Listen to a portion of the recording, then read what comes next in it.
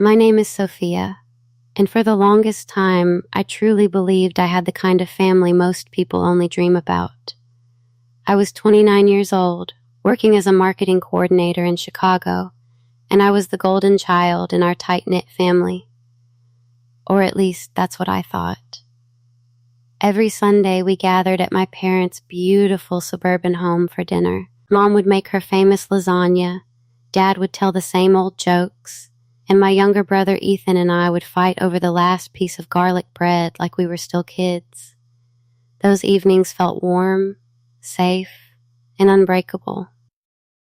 My mom, Elena, was my best friend. We talked every single day about work, about my dating life, about my dreams of starting my own small business one day. She always said I was her pride and joy. I had been dating Michael for almost 2 years. He was kind, ambitious, and got along perfectly with my family. Everyone loved him, Mom especially. She kept dropping hints about marriage and grandkids. Life felt perfect. I had a loving family, a stable job, a man who adored me, and a future that looked bright. But looking back now, I realized that perfect picture had tiny cracks I chose to ignore. I remember one particular Sunday dinner about 8 months ago. We were all laughing when my Aunt Carla suddenly said something strange. She looked at me and then at Mom and said, "Sophia really doesn't look like anyone in the family, does she?" Everyone laughed it off. Mom rolled her eyes and said, "Carla, stop with your nonsense." I laughed too. Why wouldn't I? We were family. Families tease each other, right? That night, as Michael drove me home, I told him about the comment. He just squeezed my hand and said, "You worry too much, babe. You're the spitting image of your mom's smile." I believed him. I wanted to believe him. I had no idea that those tiny cracks were about to tear my entire world apart. A few weeks after that awkward comment from Aunt Carla, the little things started piling up. It began with small, almost innocent questions. Mom started asking me more often about my blood type. At first, I thought it was random. Then, one evening while we were having coffee, she casually mentioned how she had a very difficult pregnancy with me, and that the doctors were worried because I was born with some rare complications. She told the story with tears in her eyes, the same way she had told it 100 times before. But this time something felt off. Then came the family photo album incident. I was at my parents' house helping Mom organize old pictures when I noticed something strange. In almost every childhood photo of me, either my face was slightly turned or the lighting was weird. There were very few clear, close-up baby pictures of me compared to Ethan. When I pointed it out, Mom got unusually defensive. "Sophia, you know I was always terrible with pictures," she said with a forced laugh. But her hands were shaking as she closed the album. The real warning sign came during a heated argument with my brother Ethan.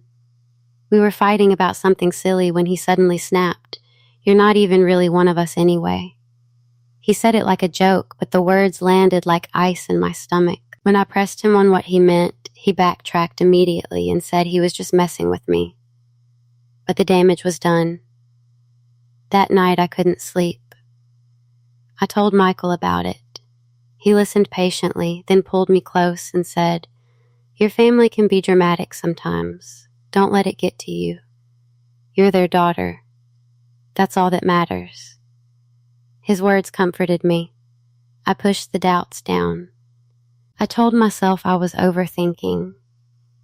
After all, Mom had always been my biggest supporter.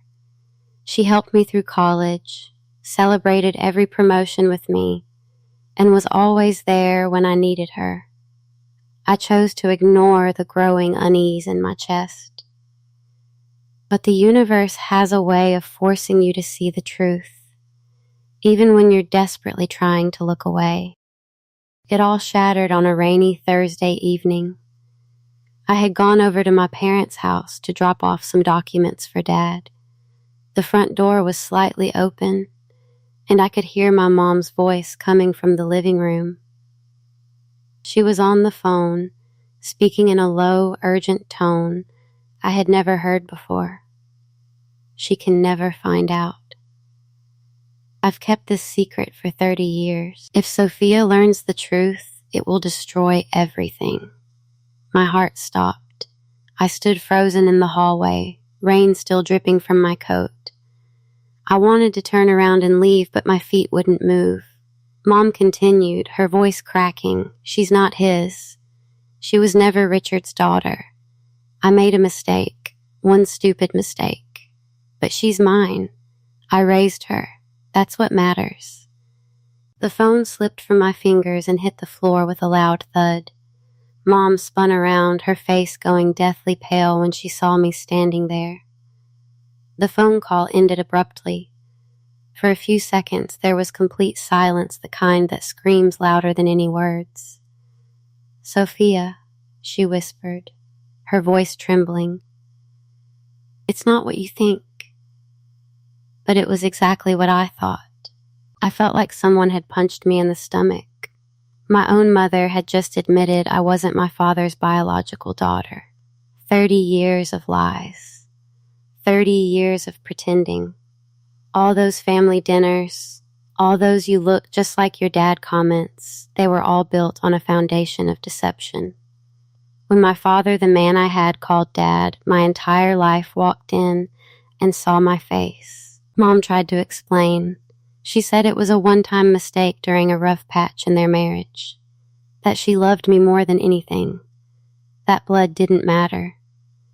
But Dad, he just looked at me with this mixture of shock and disappointment, like I was living proof of his wife's betrayal. That night, my perfect family exploded. My mother had spent 3 decades calling me her pride and joy while hiding the biggest lie of my life. And in that moment, standing in the house I grew up in, I realized I didn't know who I was anymore. The next few weeks were the darkest period of my life. I moved out of my apartment and went to stay with my best friend Lena because I couldn't face Michael or anyone else. I felt dirty, unwanted, like a living mistake. Every time I looked in the mirror, I no longer saw myself, I saw a stranger who didn't belong. My father, or the man I had called Dad for 29 years, stopped answering my calls. When I finally reached him, his voice was cold. He said he needed time, that every time he looked at me now, he saw my mother's betrayal. Those words broke something deep inside me. Mom kept calling and texting nonstop, long messages about how she loved me, how I was still her daughter, how blood didn't define family. I couldn't bring myself to answer.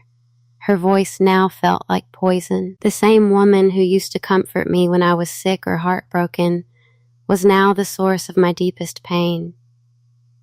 Even my brother Ethan distanced himself. He sent one text that said, "This is messed up. I don't know what to think." That was it. The boy I had protected and played with my whole life suddenly treated me like I was contagious. Michael tried to be supportive at first, but I could see the confusion in his eyes. One night he said, "I don't know how to help you through this." 2 weeks later, he asked for a break. The man I thought would stand by me through anything chose to walk away when things got ugly. I stopped going to work. I barely ate. I spent most days curled up on Lena's couch, replaying every happy family memory in my head and wondering which ones were real. The worst part was the self-doubt. I started questioning everything: my worth, my place in this world, even whether I deserved love. I had never felt more alone, lying in bed at 3 a.m. One night, tears streaming down my face, I whispered to the darkness, why wasn't I enough for them to tell me the truth? I was at my lowest when the first real twist came. Lena refused to let me drown. One afternoon, she sat me down and said, "Sophia, you deserve the full truth, not just what your mom wants you to know." She convinced me to do a DNA test. I laughed bitterly at first, thinking it was pointless. But deep down, I needed answers. The kit arrived 2 days later. I spat in the tube with tears in my eyes and sent it off, not expecting much. 3 weeks later, the results changed everything. I wasn't just not my father's daughter. I had a match. A close match. His name was Marcus, 58 years old, living just 40 minutes away in the same city. And according to the DNA test, he was my biological father. The second twist hit even harder. When I hesitantly reached out to him through the DNA website, Marcus replied within hours. His message left me speechless. "I've been looking for you for 28 years. Your mother told me you didn't survive childbirth." My world tilted. According to Marcus, he and my mother had a serious relationship before she married my dad. When she got pregnant, she chose Richard Mad because he was more stable. She told Marcus I had died during birth and cut off all contact. He had lived with grief and guilt for nearly 3 decades. We met in person 5 days later at a quiet cafe. The moment I saw him, I felt something click. His smile, his eyes, even the way he tilted his head, they were mine. For the first time in weeks, I cried tears that weren't just from pain. But this revelation also brought burning anger. My mother hadn't just hidden the truth from me and my dad, she had erased another man's entire chance at fatherhood. She had built our perfect family on lies and stolen years from everyone involved. Now I had proof. Real proof. And for the first time since the betrayal, I felt something other than despair. I felt power. Meeting Marcus awakened something in me. The broken, crying girl on Lena's couch slowly started transforming into someone colder, smarter, and more determined. I spent the next 3 weeks carefully planning. Marcus turned out to be an incredible mankind, successful and heartbroken over the lost years. He was furious at my mother once he learned the full truth, but he let me take the lead. I asked him to keep our meeting secret for now. I needed time. I started gathering evidence quietly. Old letters, photos, bank records my mother thought were hidden. I even got access to my original birth certificate through Marcus's help. Every piece of proof made the betrayal feel heavier, and my resolve stronger. I also started therapy, not to heal, not yet, but to stay strong enough to execute my plan without falling apart. I needed to be in control when the moment came. The revenge wasn't going to be loud or messy. It was going to be surgical. I decided to do it at the annual family reunion, the same event my mother had spent months organizing and bragging about. The entire extended family would be there, including Aunt Carla, who had made that comment months ago. Perfect. I told my mother I was ready to talk and that I wanted to attend the reunion. She was overjoyed. She thought I was coming back, that she had won, that things would go back to normal. I smiled through the phone calls and played the part of the forgiving daughter. Meanwhile, I prepared the folder. Inside it, the DNA results, the messages between me and Marcus, copies of the old letters, and a letter I had written explaining everything calmly, clearly, and without mercy. Michael tried to reach out during this time, but I ignored him. He had shown me who he was when things got hard. He no longer belonged in my story. As the reunion date approached, I stood in front of the mirror one night and whispered to myself, "They called me a liar. Now it's time to show them the truth." The day of the family reunion arrived a warm Saturday afternoon in my parents' backyard. Everyone was there. Uncles, aunts, cousins, old family friends. The tables were beautifully set, music was playing, and my mother was playing the perfect hostess, smiling like nothing had ever happened. When I arrived, she rushed toward me with open arms, tears already forming in her eyes. "Sophia, my baby, I'm so glad you came," she whispered as she hugged me. I hugged her back for a moment, then gently pulled away. The entire family gathered around as we sat down. My father stayed at the far end of the table, avoiding eye contact. Ethan looked nervous. The tension was already thick. After lunch, I stood up. "I have something to say," I announced, my voice steady. The backyard went silent. I looked directly at my mother. "Mom, you told everyone I was lying when I said something felt wrong. You called me dramatic. You made me question my own sanity. But today, I want to show you all the truth." I opened the folder and began passing around printed copies of the DINA test results. Gasps rippled through the family as I spoke calmly. "I am not Richard's biological daughter. Mom has known this for 30 years. She told my real father that I died at birth so she could marry Richard and build this perfect family." My mother's face went completely white. She started shaking her head. "Sophia, please, not here." But I continued. "You stole 28 years from Marcus, my real father. You stole my right to know who I am. And when I started suspecting something, you made me feel like I was the crazy one." I played a short voice recording I had secretly taken of her phone call, the one where she admitted everything. Chaos erupted. Aunt Carla looked horrified. Some relatives started whispering. My father stood up slowly, looked at my mother with pure disappointment, and walked inside the house without saying a word. Mom broke down crying, begging me to stop, but it was too late. The truth was finally out loud, public, and undeniable. As I walked away from the gathering, I felt no joy, only a strange, heavy sense of closure.